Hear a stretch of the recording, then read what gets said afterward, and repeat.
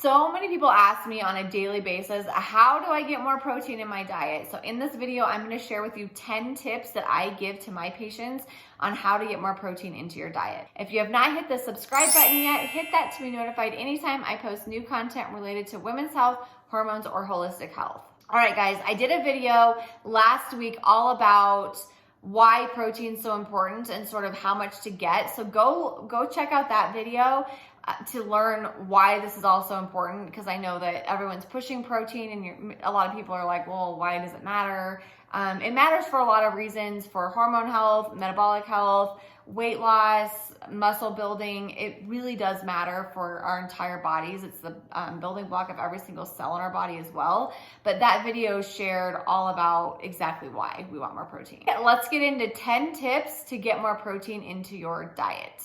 So number one thing I want you to focus on is make protein the star of the show. So when you're planning your meals or snacks, ask yourself consistently, where is the protein source? Fill your plates with a protein, fat, and fiber. That's going to be the most balanced. It's going to help you feel the best, feel satiated and satisfied the longest. So super important to kind of follow that framework. Secondly, like I said, ask yourself, where is this protein coming from, and see if you can squeeze a few more grams in there. So a lot of you, if you're doing, a salad, you're maybe adding 3 ounces of chicken to it. Instead of that, add like 5 or 6 ounces. I know it feels like more food, but you can shred it up. A lot of you don't love to eat just like hunks of meat. Shredded meat on salads, stir fries, those types of things really is so much easier, and it really will make you feel more satisfied and satiated, so you won't be craving as much carbs and sugar. Secondly, kind of mentioned this, but I want you to look at your meals and sort of figure out where you can add some of these tips too. So many of my patients are getting maybe like 80 or 90 grams of protein, and they tell me what they eat. And honestly, they don't have to change much. So it's not that, I think protein feels hard for a lot of people because it feels like we have to, just cook meat all day, consume meat all the time. And that's not actually the case. There's a lot of ways that we could actually increase protein with the exact same meals that you're currently doing by maybe just swapping a few things around, adding a couple of things, changing some things around. So super simple, and most of you probably don't need to change a whole lot what you're doing, just maybe a little bit about what you're doing. So I'm going to go through some tips for you guys on exactly what I'm talking about here. So number one, and this is a bit of a nuanced conversation, but add collagen to your coffee or tea in the morning.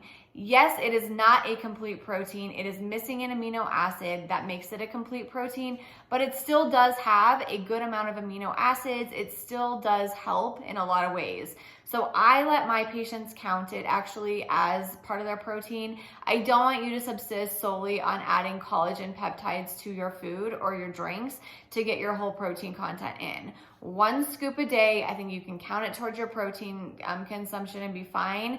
Any more than that, I don't think is necessary. A, it's a waste of money, and B, I don't think it can count toward your protein goal. The next thing that makes my life easier is to batch cook protein. So I think, like I mentioned, that's the hardest thing for so many people, is the fact that meat is frozen or you have to cook it. And between our busy lives now of running kids everywhere at night and working and commuting and all the things, it just feels hard. And I get that. So what we do in my house is we batch cook protein. So I'm a huge fan of chicken thighs. I think they're delicious. They are high protein, they are very versatile, and so I have my husband barbecue on the weekends, usually like a whole pack or even 2 of chicken thighs, because we both work from home, and so we eat those for lunch and dinner for multiple days.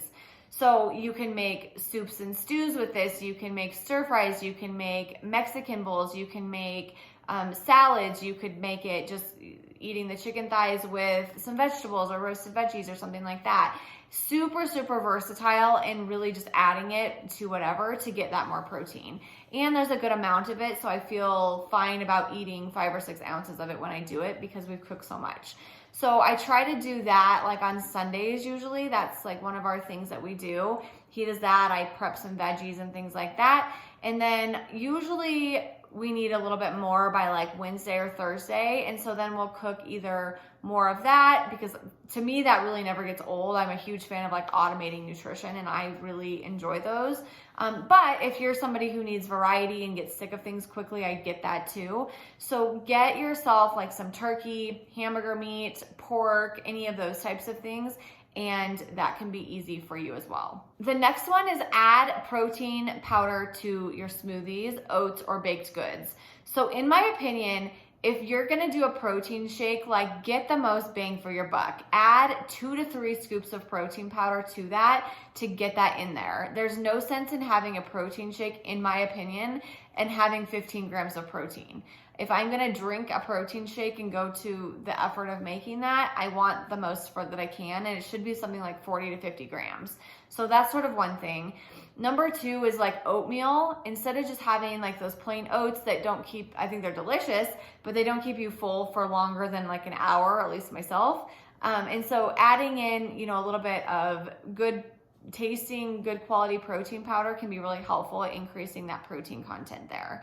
And also baked goods, so pancakes, muffins, those types of things are great for adding in a little bit of extra protein. Kodiak cakes, Birch Benders, those are great brands that have mixes, but I also do add a little bit more of my own protein powder to those to increase the protein content. The next is lentils. So I think so many people think of protein as just being animal proteins, which we do absorb more protein from animal proteins. There's more micronutrients there. They are great for us. So you do want to get some in, but if you don't just want to have hunks of meat all day, lentils are another great way to get a bunch of fiber in your body, which is super helpful, and protein. So if you want to add lentils to your food, absolutely, that's a great source. Vegetables and nut butters will add a few grams here and there. So it's not necessarily going to be like the star of the show protein, but it will give you a couple grams here and there. So look at your protein content for the day and decide how much you need, and decide kind of how much you can add of those littler amounts of protein as well. If you don't have time to batch cook protein, or you ran out, days gone wild, and you have no time to meal prep,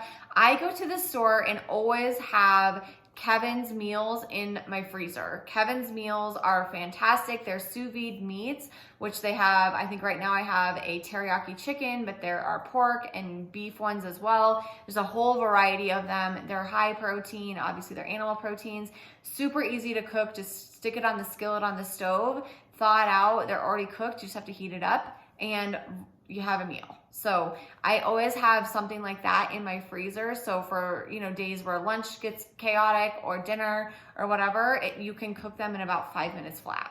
The next one, protein bars. So again, I don't want you to subsist solely on protein supplements like powders and bars and things like that. But in the pinch, I always have a no-cow protein bar in my purse for practices, baseball games, things like that, where I need a meal. Or a little snack at least to tide me over. And no cow is one of my very favorites. It maybe is a little chalky, I guess, but I like it. It doesn't make me feel bloated. I cannot do whey. A lot of people have trouble with whey. If you can do whey, absolutely, that's fine. But if you feel really gassy and bloated after you eat a lot of protein bars, it's probably the whey content in there. And in that case, choose a more like plant-based protein. The next one is Greek yogurt. If you can do dairy has a lot of protein in there. So you can get Greek yogurt like the Oikos 000. You can get ones that have 15 to 20 grams per carton. They are good. You can doctor them up with a little bit of like granola or fruit or nuts and seeds or nut butters, any of those things, oats, and you can get a good source of protein for a snack, or even sometimes I will do that as a meal. I'll get like the Catalina Crunch cereal with the Oikos 000 and do that. And then lastly, Deli turkey roll-ups are one of my favorite snacks. I wrap them up in a little bit of lettuce, put a little bit of like honey mustard on there, and do a few of them, and that's a great afternoon snack for me when I am feeling hungry after lunch before dinner. And again, you can sort of determine what protein content you want and add as much turkey or ham or any of those other types of deli meat that you want. You want to pick nitrate and nitrite-free deli meats just to be on the little bit of the safer side, but I think that's a fine snack and it is definitely high in protein. I hope this was helpful for you guys. I hope it gave you some food for thought in how to get a little bit more protein to your diet. I know that it can feel overwhelming, but I think the biggest thing literally is just take each meal and sort of ask yourself, like, where's the protein source? Where are we getting this protein from? And if you can sneak a few of these things in, like the lentils or the Greek yogurt or the protein powder to whatever you're eating, that can definitely increase your protein content by a pretty significant amount, several grams by the end of the day. So if you have friends and family that are struggling with this and trying to get more protein in, share this video with them because it hopefully will help them as well. If you have not joined my free Facebook group, Holistic Health with Damron, come over and join us. We have a wonderful, wonderful group over there, super supportive. You can ask me questions or ask the other ladies in there questions. It's a great group for everything we talk about right here.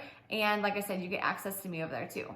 I'll leave the link for that in the description below, and I hope to see you over there. If you have not hit the subscribe button yet, hit that button to be notified anytime I post new content related to women's health, hormones, or holistic health. I'll see you guys in the next one.